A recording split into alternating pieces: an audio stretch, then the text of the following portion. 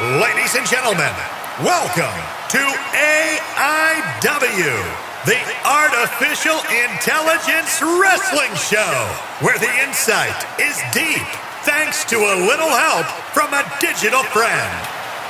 The following podcast is a triple threat match scheduled for however many hours. Introducing first, from Mount Olympus, the honorary Zeus. Next, from the cave at the end of time, Kronus the Bear. And their opponent from the internet, A.I. Jeff.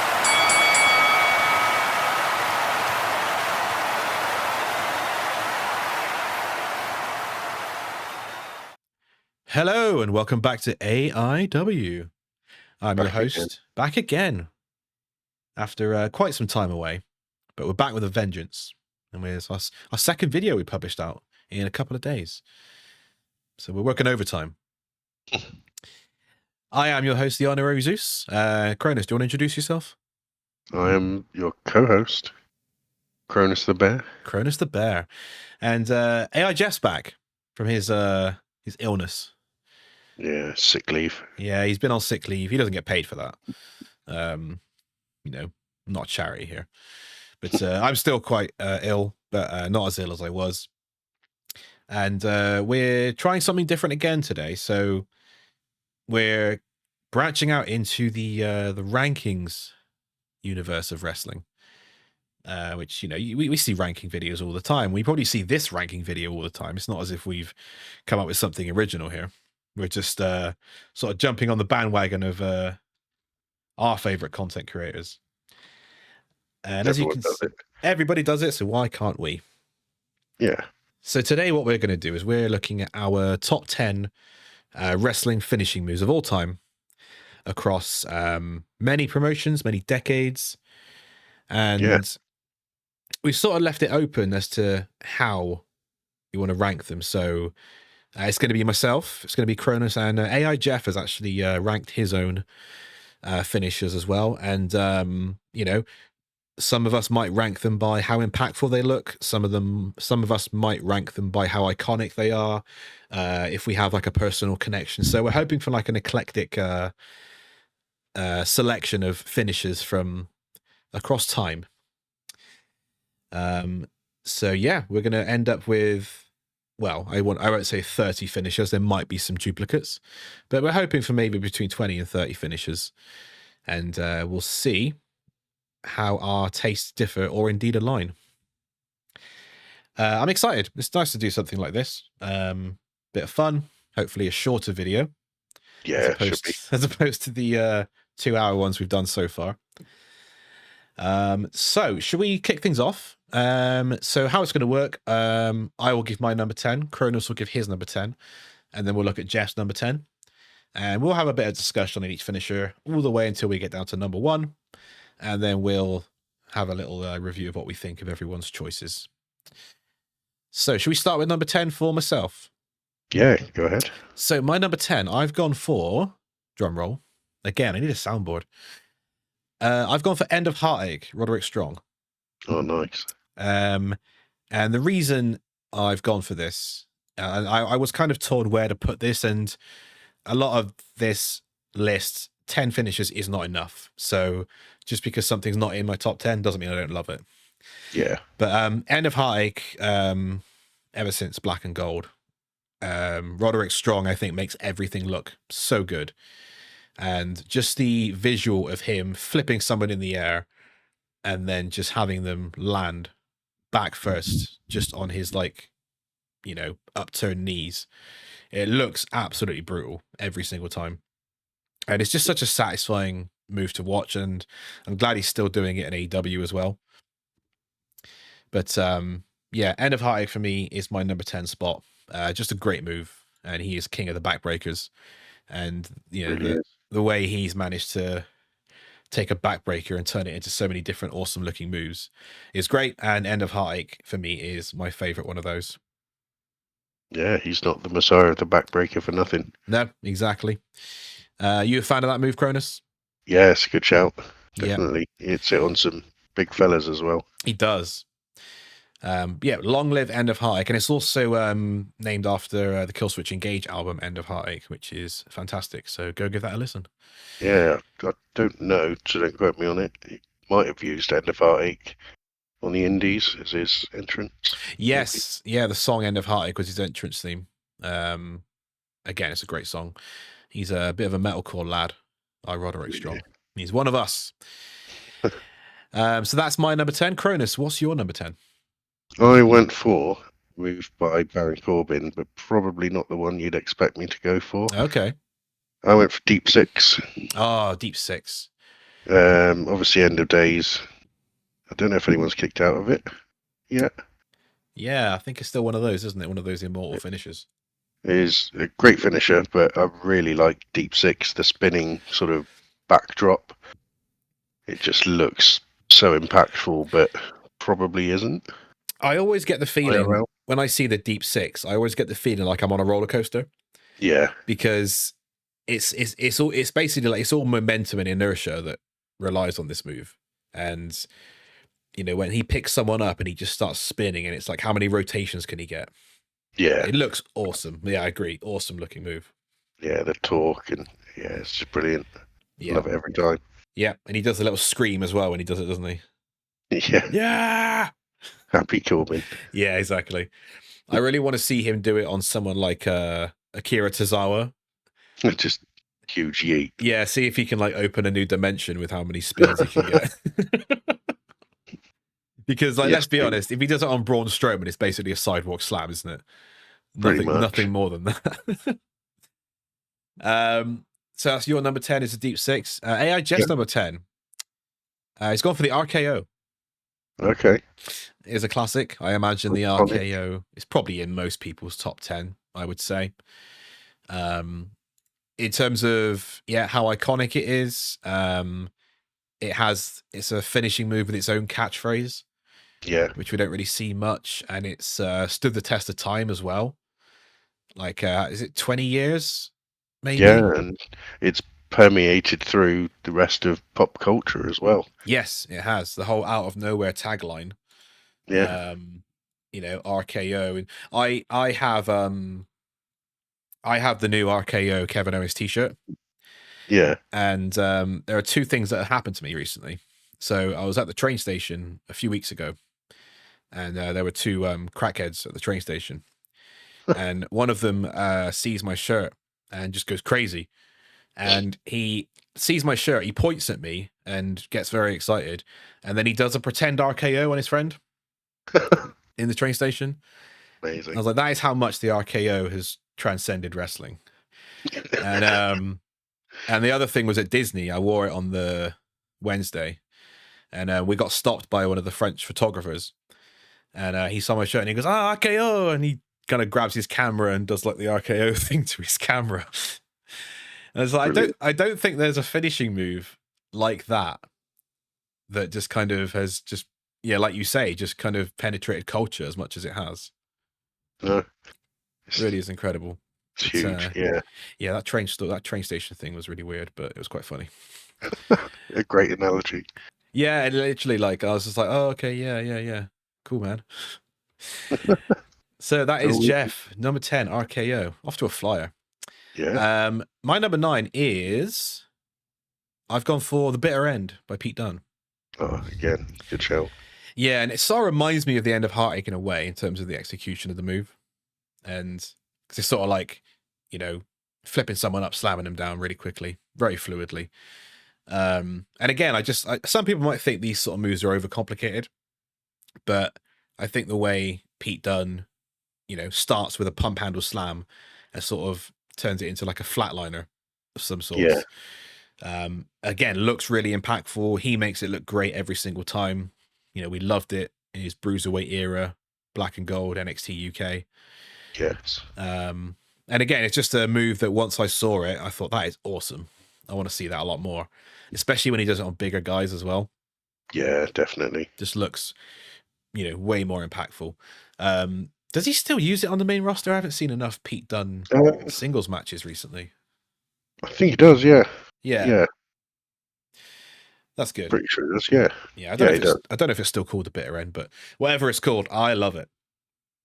But yeah, that's my number 9. So that definitely fits into my top 10. Another good shout there. Definitely. Kronus, your number 9, please. My 9 is the Jackhammer. Oh, the Goldberg. Billy Goldberg. Yeah, it's one I grew up watching. And they say you should have a finisher that you can hit on anyone of any size. Not often does it involve lifting. Yeah, The Jackhammer does, and I've seen him jackhammer the Big Show, which is about as incredible. big as it gets. Yeah. And I guess the best thing about the WCW jackhammer was you never had to wait long to see it. No, you knew it was coming. No, I get it. It's an incredibly impressive feat of strength from Goldberg. And Yeah, totally. I think back then, back in the late 90s, that sort of thing was massively over in wrestling, wasn't it? Feats of strength. And Yeah, where the big boys play. where the big boys play, where the big boys lift. But yeah, it's just that combination of spear and jackhammer. You actually genuinely believe that would be enough to take someone out. Yeah, that was it.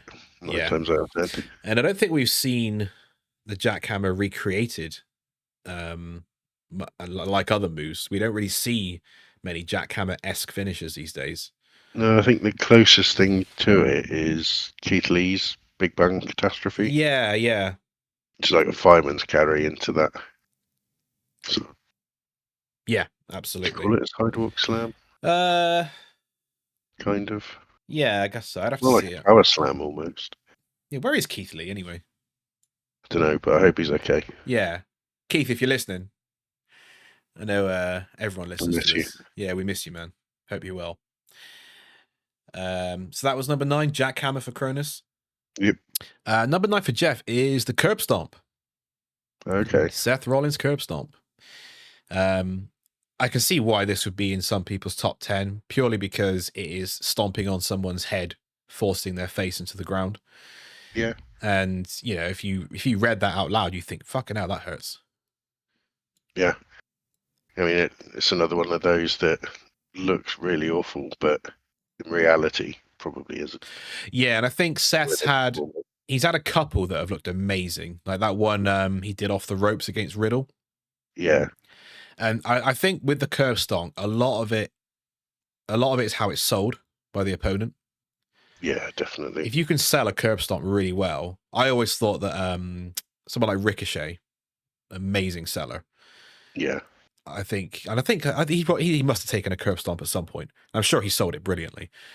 But if you can sell a curb stomp, I think that's what makes it look great. Whereas someone like a Braun Strowman, for example, being the size he is not going to be able to sell it as well as someone like a Ricochet or someone of a smaller build. Yeah, yeah. But I think on the face of it, the curb stomp, you know, at the end of the day, is stamping on someone's head into a hard canvas. So from a realistic point of view, that's definitely going to hurt. Yeah, good choice. Well done, Jeff. Where are we? Number 8. I've gone for the gore. Oh, nice. And I've specified the gore because I don't like the spear. Well, I didn't until Bron Breakker came along. Okay. But I think, you know, when you look at spears throughout the years, that rhymes. I might do a song about that. Spears through the years. The Wonder Spears. The Wonder Spears, yeah. Spears and spears. I'll get Jeff to write a song about that. We've had some terrible spears, man. We've had Edge, which is the running hug. We've had Bobby Lashley, which is I don't even know what Bobby Lashley's is. He sort of runs and then spins around in the air. Yeah, he does. We're currently going through Jey Uso's spear, which is, again, just rubbish. Unnecessary. Yeah, Roman's spear is okay because he's a big guy, but I think the evolution of the spear is bookended by 2 great ones, and that's Goldberg and Bron Breakker. Yeah. And in the middle of all that, you've got the gore.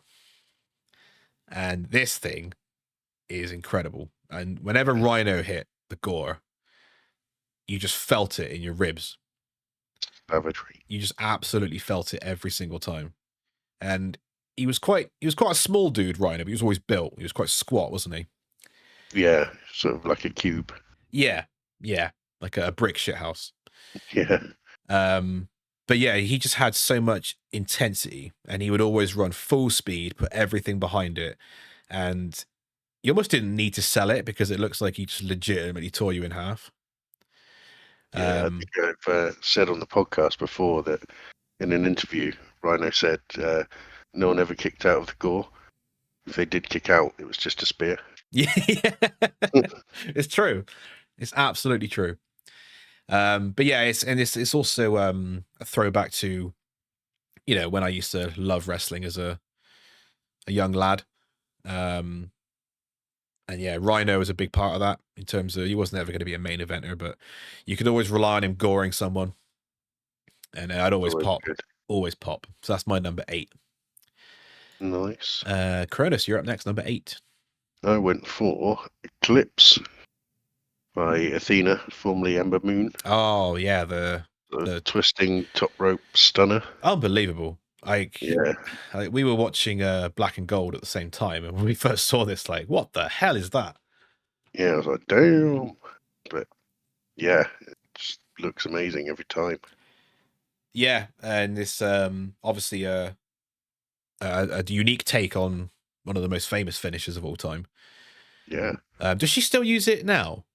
Yeah, I think so. Yeah, good. Okay. I haven't seen much of her in Ring of Honor, unfortunately, but no, I don't watch Ring of Honor, unfortunately. But I wish she'd be on Dynamite, to be honest. Yeah, she should be. But really. Yeah, I think it's one of the most unique moves I've probably ever seen. Definitely within the women's division of any company. No, definitely of any division. I just think like it just looks so difficult to execute, and obviously I think there's a lot of reliance on the person receiving it to be in the right position. But she just nailed it every time, and it always looked great. Yeah, brilliant, really smooth. Yeah, really smooth, really impactful, and you know, I don't know, it probably has been kicked out of, but maybe it shouldn't have been. But yeah, it's definitely one of those moves that you see and you think that's the end of the match. Definitely. Yeah, absolutely. So that's Kronus number 8, the Eclipse. Good choice. A.I. Jeff, he's gone for the Crossroads number 8. Of course he has. Crossroads. Crossroads for me, again, it sort of depends on who's selling it. Yeah, I was going to say the same thing. Yeah, because it can either look really, really great, or it can look really, really bad. I think recently it's looked good. I think that, you know, the ones that look more like a DDT. Yeah. So they sort of land more on their head and flip over. Yeah. Those ones, they're really good. Yeah, the ones that land at an angle. Like that, like when he did it to that security jobber the other week. It's one of the best one I've seen in months. Yes. That was amazing. But I think, you know, in terms of, it looks great in terms of what he does. You know, it's like flipping somebody who's upside down, round onto their face, disorientate. I don't like the fact he does 3 of them. Yeah, it kind of dilutes it a bit, doesn't it? Yeah, like you shouldn't have to use a finisher 3 times to beat someone. And I think he does that a bit too often. Yeah, I mean, pull it out, you know, every once in a blue moon if, you know, who you're fighting is truly indomitable. Yeah, Roman Reigns at WrestleMania 40 was fine. Yeah, that makes sense, something like that. But it's Tribal Chief. For Solo or something. SummerSlam. Yeah, we're going to see like 7 in a row on Solo, aren't we? Yeah, be silly, really. I reckon Cody Rhodes should do as many Crossroads as he can before Roman finishes his entrance when he returns. See how many you fit in. See how many you can get in, yeah. Solo will be like, oh, he's on 21, hurry up. So that is number 8 for Jeff, the Crossroads. Number 7 for me, I've gone for Hidden Blade. Nice. It just looks disgusting. Yeah. Really like, brutal. Just I'm still every time I see it, I just think it looks like he's actually just forearmed someone's head off. And it could actually cause, and obviously they do it professionally, but it just looks so brutal because it's just as simple as a man running at you and just thrashing his forearm at your head. Yep. And I also adore the name Hidden Blade. Yeah, Assassin's Creed reference, and it's got that kind of, the motion actually kind of makes you think of a hidden blade because you're kind of like running and slashing something. Yeah, exactly. But yeah, I love it every time he does it. I know that Will's got like a few finishers that he alternates between, whether it's like Stormbreaker or Tiger Driver or Oz Cutter, Hidden Blade. So I had my choice with Will Ospreay finishing moves, but I think Hidden Blade for me looks the most impactful. Yeah, that's really cool. So yeah, that's my number 7, Hidden Blade. Kronus, what's your number 7?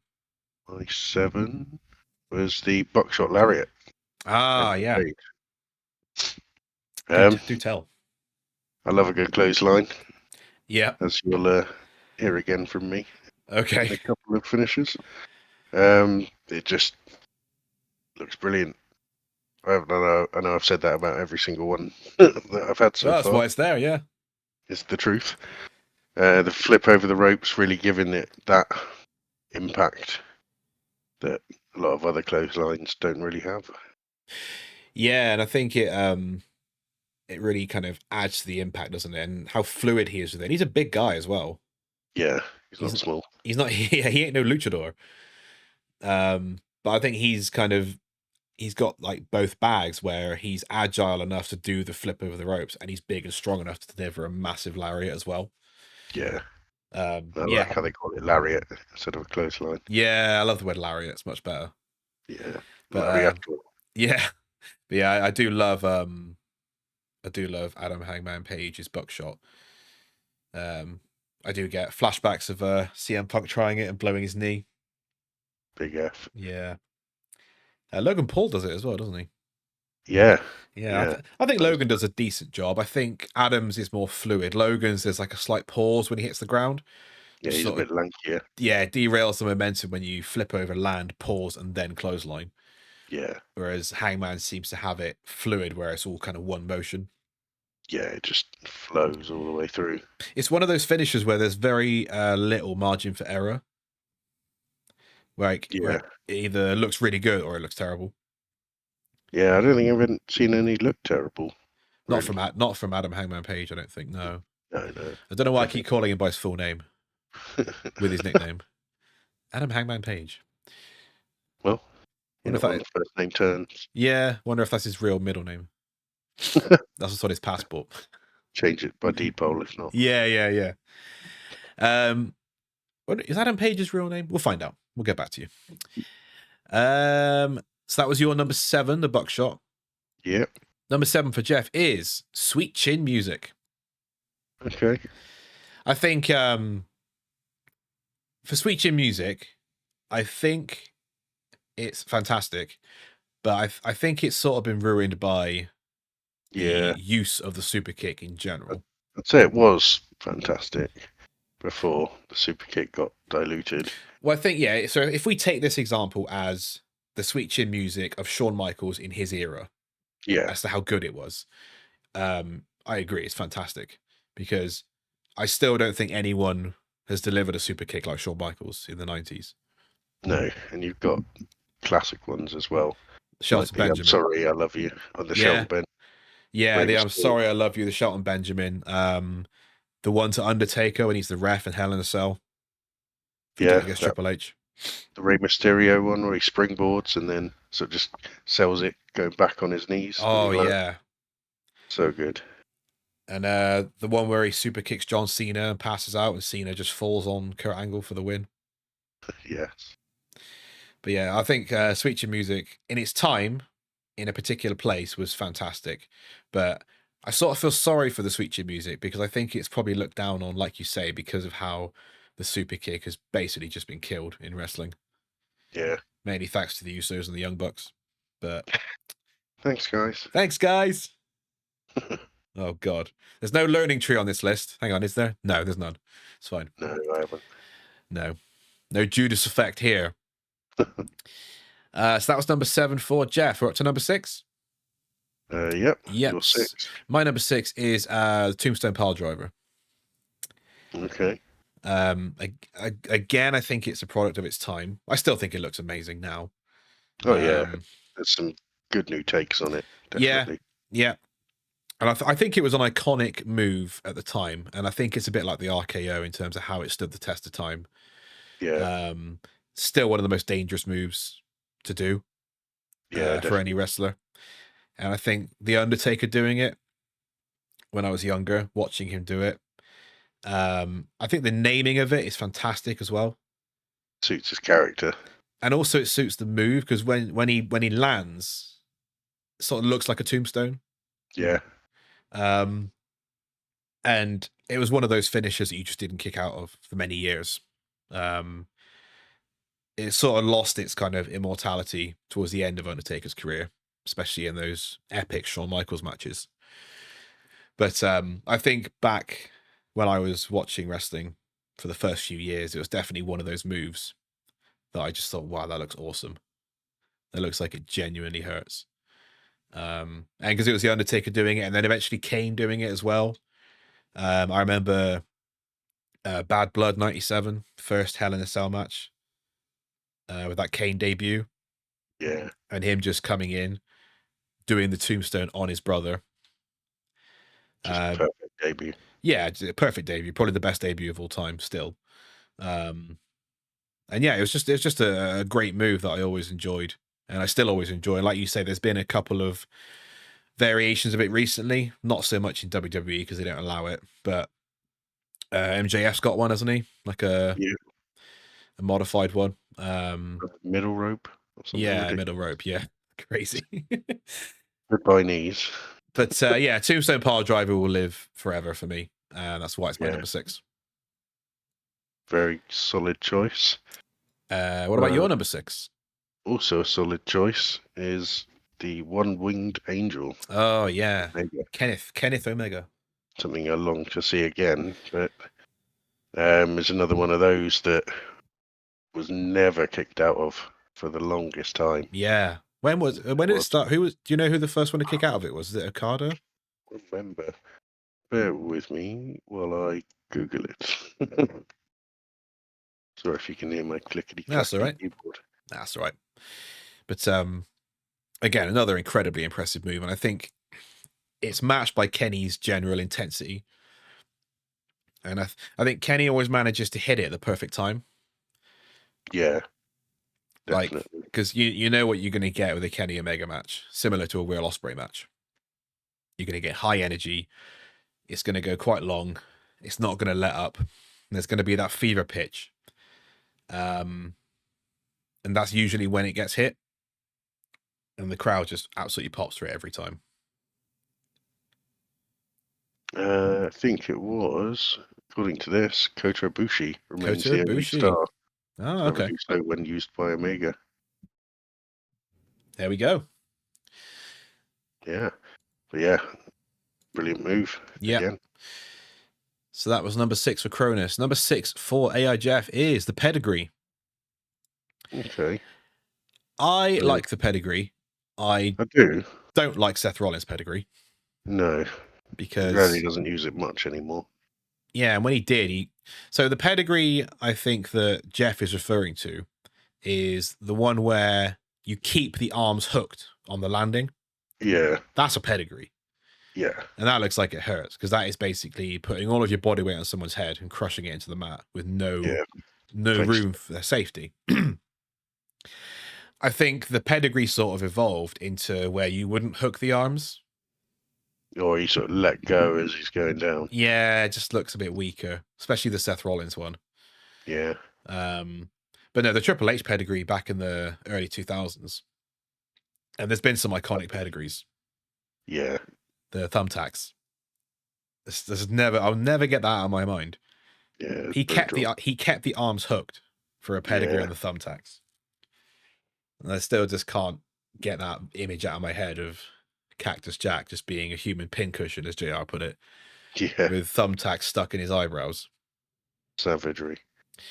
But yeah, good memories of the pedigree. And I think, yeah, the Triple H version, definitely. Oh, yeah. The OG. Yeah, the OG.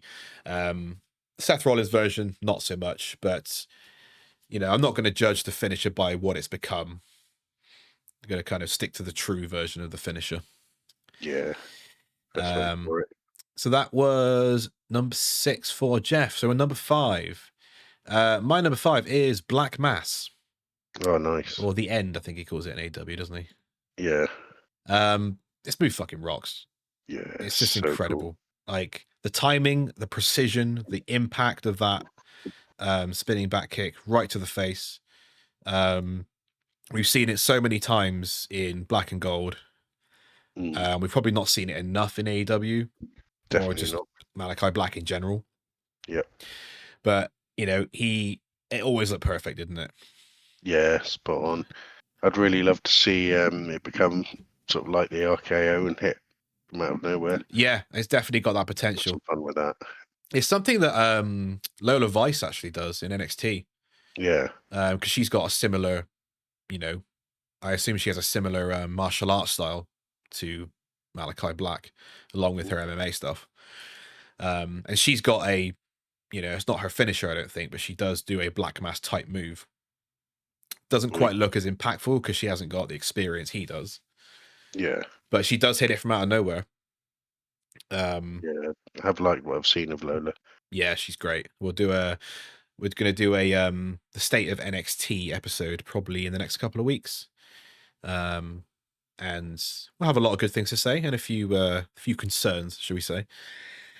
But anyway, with the Black Mass, I do also like, sometimes he sets them up by lifting their jaw with his foot off the mat. Yeah. Just kind of sets them up, and then he just spins in one movement, and you just hear that crack. And it's just, again, it has to be sold very well. And it's, to be fair, everyone I've seen sell it has sold it amazingly well. Yeah, just like you're knocked out. Yeah, That's it. Absolutely. It's a spin kick to the head, and he does it at such tremendous speed as well. Yeah, there's a whip on it. Yeah, there's a massive whip on it. And a really fast kick to the side of the head is always going to be an impactful one to me. So that's my number 5. Nice. And mine is another clothesline. Well, a clothesline rather than a lariat, but from hell. The lariat from hell. Yeah, by Brad Shaw / JBL. I was so tempted to put this in my top 10. I just loved it. It's the best clothesline ever. So, growing up, seeing him in the Acolytes. Yeah. Just fucking wailing on people. Yeah. And even some of the ones he hit in his JBL era are just Jesus. I mean, that's strong style. It's the ones where when he does the setup where he whips someone into the corner and he rebounds off the ropes and you know what's coming. And he's just got this enormous, because he had enormous biceps and triceps, didn't he? Yeah. And they had those black bands around their arms as well to kind of accentuate the muscles. Yeah. And I used to love JR's reaction to a clothesline from hell.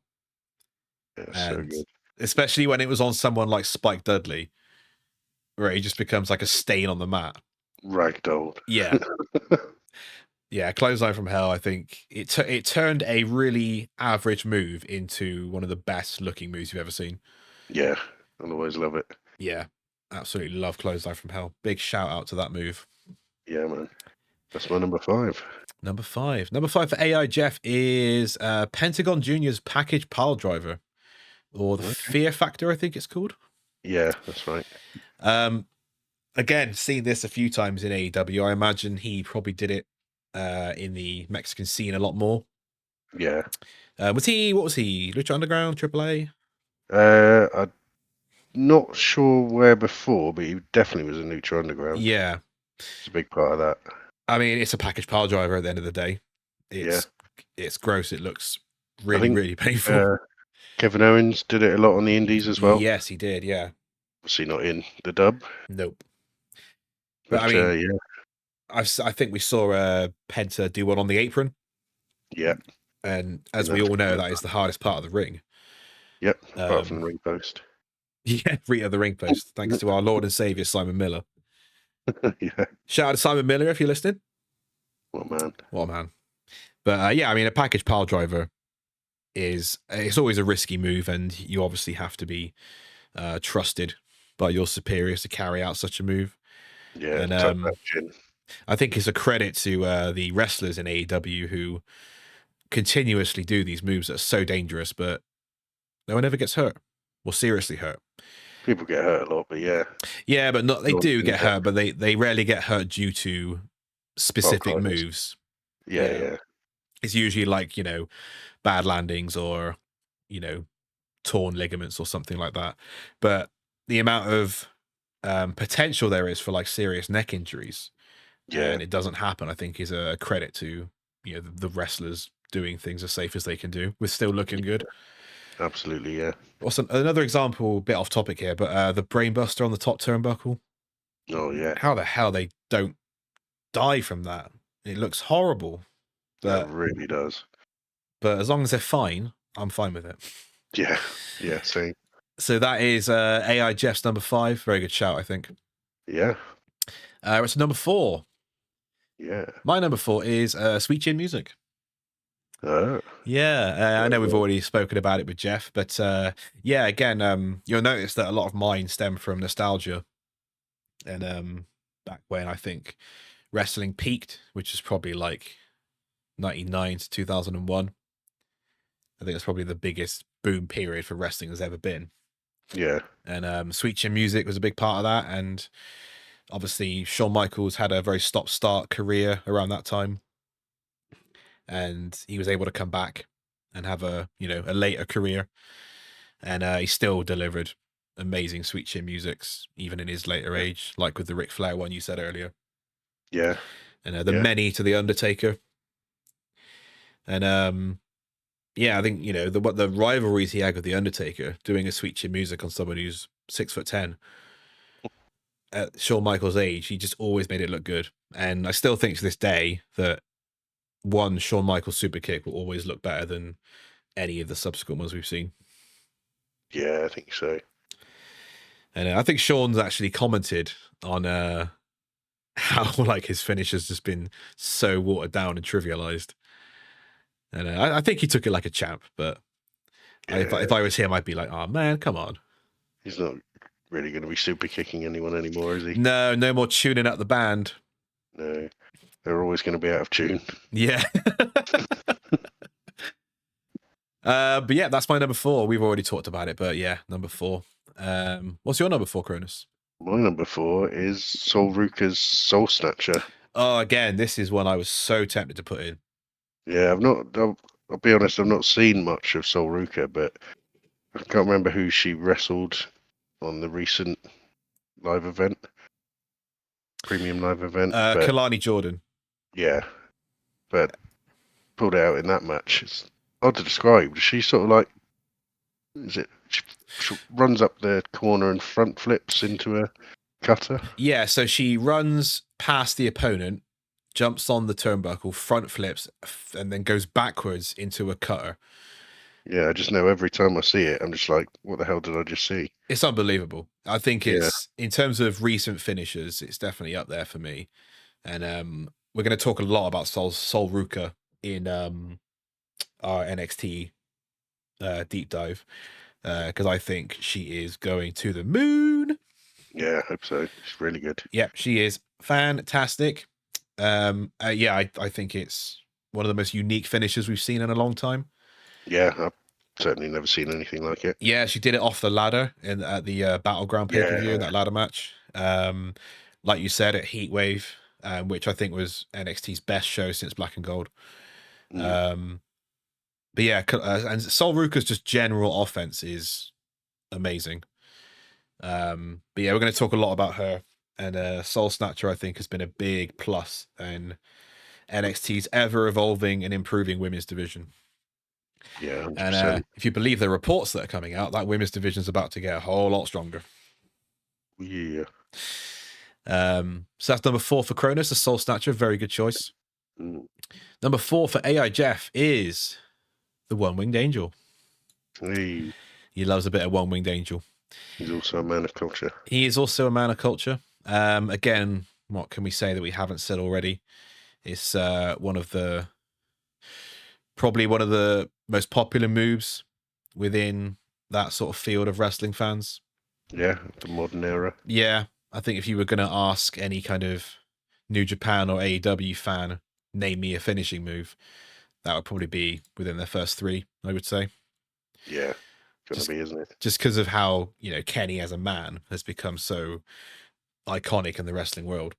He's become the man, the myth, and the legend. Yeah, and I think he'll probably go down as maybe top 5 best wrestler of all time in terms of work rate. So yeah, you know, you're throwing Ospreay, Danielson, Omega, probably the top 3 from my point of view, work rate wise. And yeah, One Winged Angel is also a Final Fantasy reference, which I loved because Sephiroth is the One Winged Angel. And I know Kenny's a massive fan of Final Fantasy Japanese games in general. So yeah, I love the lore behind it because I'm a big Final Fantasy 7 guy myself. But yeah, big up for Jeff for picking a banger finisher for number 4. Yeah, good shout. Number 3 for me, and this almost took my top spot. I went with End of Days, Nice, Baron yeah. Corbin.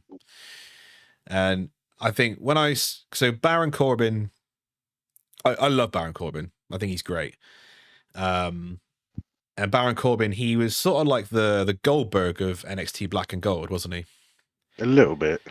He would come in, do the End of Days, be home in time for tea. Yeah. And like you said earlier, I don't think it's been kicked out of. I don't think so. But the problem with that is that during his jobber days, we didn't get to see it. Yeah. Because he'd lost all the time. But I think it's just, and Baron Corbin, his moves, he's just got this amazing ability to use momentum in his favor. Yeah, he's and really good at that. He's an incredibly solid worker. Like Baron Corbin, he's so tight in the ring. Yeah, he maybe not like a Randy Orton level being tight in the ring, but he's definitely up there. And the End of Days is just using momentum. And again, it's like being on a roller coaster. He just swings you down, whips you back up, flat on your face, game over. And it always looked great. And it's one of those moves that I would always have in 2K as a finisher if I create a wrestler. Yeah. Just because it looks so good, especially like, you know, on the outside or through a table or something like that. My number 1 for me is very much the same in that regard. Yeah. But yeah, I've gone for End of Days because it's always been a special one for me ever since I first saw it. And, you know, now Baron Corbin's back on the main roster and he's babyface Baron Corbin, which I always thought was the best Baron Corbin, to be honest. Maybe we'll see more End of Days. Who knows? Reckon so. So that was my number 3. Kronus, what's your number 3? My number 3 is kind of similar to Sweet Chin Music in as much as it was absolutely killer when it was the OG, but it's sort of since been watered down. It's the Canadian Destroyer. Ah. I've put in brackets when it was a finisher. Yeah, and I know we got to be careful not to rile up the tribalists here. I'm pretty sure in saying it was Petey Williams in TNA. Yeah. Who first did it, and boy, oh boy, was it savage. I mean, it's just an incredibly good move to look at, isn't it?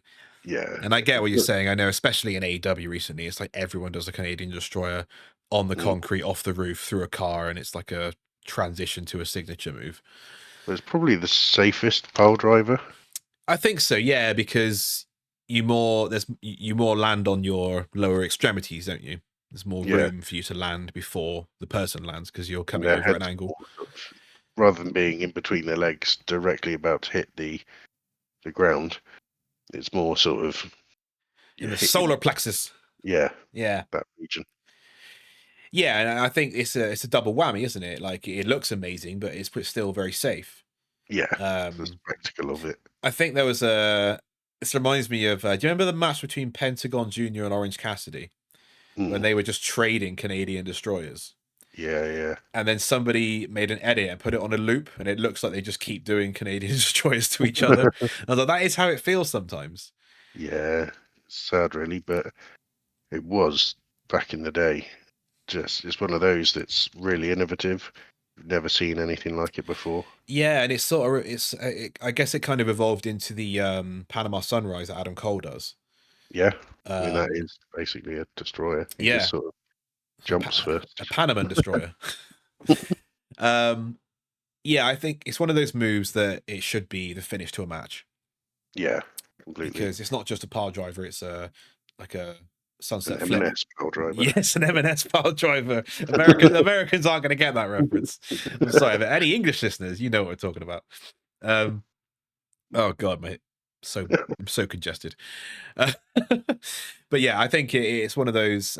Tony Khan, if you're listening, stop doing Canadian destroyers in every match, and only keep it to have like 1 or 2 people actually use it. Make the Keeps it Canadian special. a finisher again. Yeah, make Canadian finishers again. That makes no sense, but we'll go with it. So that was your number 3. Number 3 for AI Jeff is the F5. Oh, nice. The F5. What can we say about the F5? Again, at its time, something we hadn't seen before. And Yeah. Brock Lesnar was an absolute monster and still is. Yeah, when he first debuted the move, I think I prefer it when he did it back then in like the 2000s. Yeah. To now. But yeah. I think what I like about the F5 is that because Brock's such a beast, he's been able to F5 everyone. Yeah. Big Show, Roman Reigns, Braun Strowman, Undertaker, and with relative ease. But yeah, the F5 just looks spectacular because of the height, the actual whip on it, and the landing always connects. It looks absolutely great. Yeah, it's just one of those moves, isn't it, that looks spectacular. Yeah, it's kind of like the jackhammer in that respect. Yeah. In that he's so jacked, he can just hit it on anyone. Yeah, absolutely. So that's Jeff's number 3. My number 2 is... Oh, thanks, Jeff. My number 2 is the F5. Hey. If you want to hear my thoughts on the F5, just rewind about a minute, maybe. And then we'll just skip back a bit, and then we'll get to Kronus's number 2. But yeah, I can only echo Jeff's sentiments. Well, my sentiments, but yeah, it's just a great move. And so many iconic F5s, especially the one that ended the streak of The Undertaker. Oh, yeah. The only thing I didn't like about the F5 was Roman Reigns and John Cena, who's kicked out of like 10 in a row. Yeah. But that's not Brock's fault. Superman. No. That is Vince McMahon's fault. So. But yeah, I really like the F5, in case you didn't know. Kronus, you are up to number 2. Yes. Mine is another pile driver. Yeah. The Awful Waffle. The Awful Waffle. Chuck Taylor? Yeah. Yeah. Kentucky gentleman. It's in the WWE 2K games as an Omega driver. But I've never seen Omega do it. But yeah, it's they kind of get scooped up, upside down, back to belly, and in one sort of sweeping motion, sit down into the pile driver.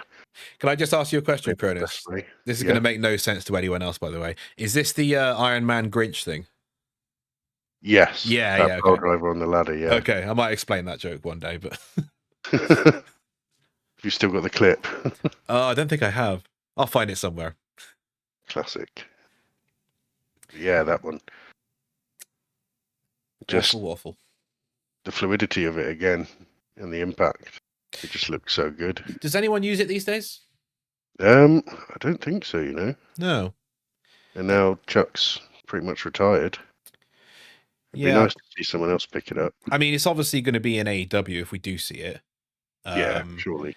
But again, I hope it doesn't become a Canadian destroyer where it's like, about as much use as an Irish whip. Yeah, definitely. But no, it's a great move. I haven't seen much of it, but what I have seen of it, yeah, it looks absolutely brutal. And yeah, it's another one that's just a definite match ender, isn't it? Yeah, exactly that.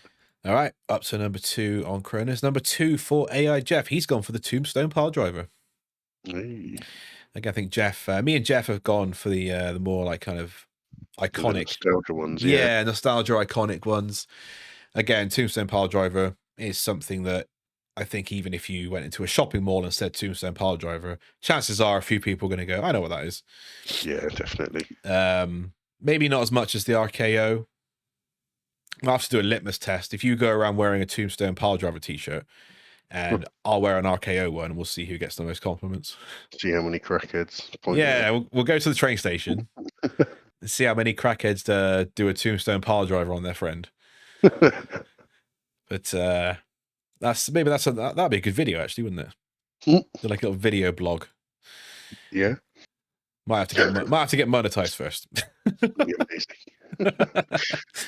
Amazing. Anyway, so yeah, enough said about the Tombstone Piledriver. Yeah. Oh, we're up to number one. Ooh, drum Okay. rolls. Number one for me is Stone Cold Stunner. Classic. I think it has to be, because for me, I think the best thing in wrestling when I was watching wrestling was just Stone Cold and Vince McMahon. And Yeah. I still think it's the greatest wrestling rivalry that will ever be told. Whenever someone says like, "Oh, the Bloodline is the best story they've ever done," for me, it's second to Austin and McMahon. Yeah. And I think that the reason the Stone Cold Stunner resonated so much is because it was at a time where WWE were really resonating with their fans by rebelling against your boss. Yep. Which was a thing that no one really could do in the 90s, and they would, see Stone Cold do it. And it's just like you've never seen a move get a pop, or everything Stone Cold Steve Austin did. There's never been a pop like it. His entrance, things he did, his finisher. I just don't think you'll ever see a wrestler as charismatic as Stone Cold Steve Austin ever again. And his finisher encapsulated that as a whole. And that's why it's my favorite. Yeah, and The Rock is the number one all-time seller of it. Oh, God, yeah. I think The Rock deserves massive props for the Stone Cold Stunner. There's a compilation somewhere on Twitter, and it's The Rock selling the Stone Cold Stunner, but it gets more ridiculous each time. And it's just like his evolution of selling to the point where he's like, almost doing 3 backflips outside the ring. Yeah. Oh, it's brilliant. But yeah, Stone Cold Stunner is my number one. All right. Kronus, drum roll, please. Number one. My personal favourite, and the move I always put on my 2K Creator Wrestler as a finisher, is the Tour of the Islands. Tour of the Islands by Jeff Cobb. I'm not too familiar with Jeff Cobb, so you might have to educate me here. So I first saw, I didn't know it was Jeff Cobb at the time, but watching Lucha Underground, the sort of general manager character guy has a brother that's huge, mental, and locked away in a cage for like the first series. Yeah. But in the second one, he's let out, and he's just nuts in a boiler suit and a mask. I can't remember what it was called then. The move, something about sacrificing to the gods, maybe. Yeah. Makes sense. But it's just nuts. The strength needed and the people he does it on. Sort of usually has the opponent running at them. Yeah. Catches them sort of in a front carry, like the world's strongest slam carry. Yeah. Sort of twists back with the momentum of catching them, but then comes back in like a full spin and sort of levels out before slamming them down. Yeah. I don't know how else to describe it. But that is lost for words. Kronus is getting emotional, guys. He's getting a bit emotional. You need a minute. I need to see more of it. Yeah. I really hope we see more of him in AEW. Well, we saw Jeff Cobb recently, didn't we? He was at Forbidden Door. Yeah. So what is he? New Japan? He's New Japan, isn't he? Yeah, he was in Will Ospreay's faction over there. Oh, the United Empire? Yeah, that's it. Yeah. Well, maybe he'll be the next one to cross the border of New Japan to AEW. Yeah. Okay. I'm checking it out. Number one is Tour of the Islands of Kronus. Number one for A.I. Jeff. He's gone and copied me, hasn't he? Stone Cold Stunner for A.I. Jeff as well.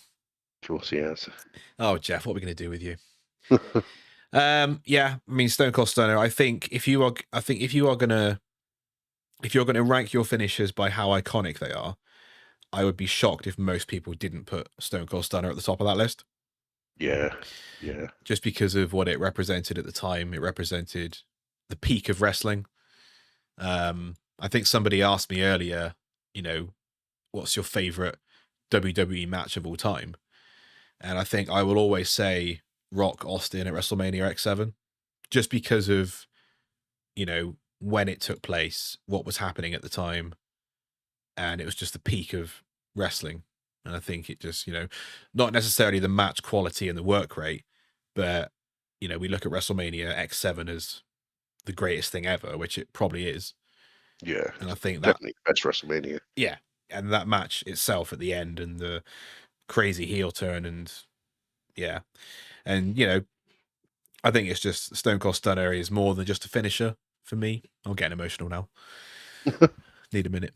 Yeah, it just it obviously reminds Jeff as well of good times in wrestling, the best times. It was the best of times. And then it was the worst of times. And hopefully again the best of times. Yeah, yeah. Hopefully we won't get 2006 onwards WWE for a long time. Never again. No. And it just got worse, didn't it? Until like 2019, 2020, 2021. No, it's still shit. Yeah. We've been through some bad times. We've been through some bad times, and we are going to do a WWE deep dive very soon as well. So that is our top 10 lists. Let us know in the comments whose list do you agree with? What's your top 10 finishers? You can just put one if you want to. Are there any glaring omissions that you think we've missed out? More comments, the better. More engagement, the better. Yeah, please. But yeah, yeah, if you like this kind of thing, like the video, give us a subscribe. We're probably going to be doing more rankings of top 10s, etc. But for now, we are going to leave you with A.I. Jeff, who has written a song for us. So allow me just to allow Kronus to enjoy this song with us.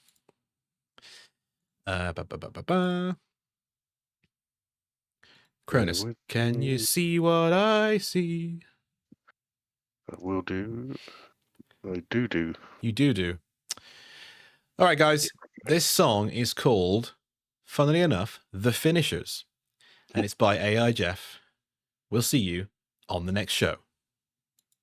Now you made me angry. You will feel my wrath, and I have some requirements. Shove this song up your ass!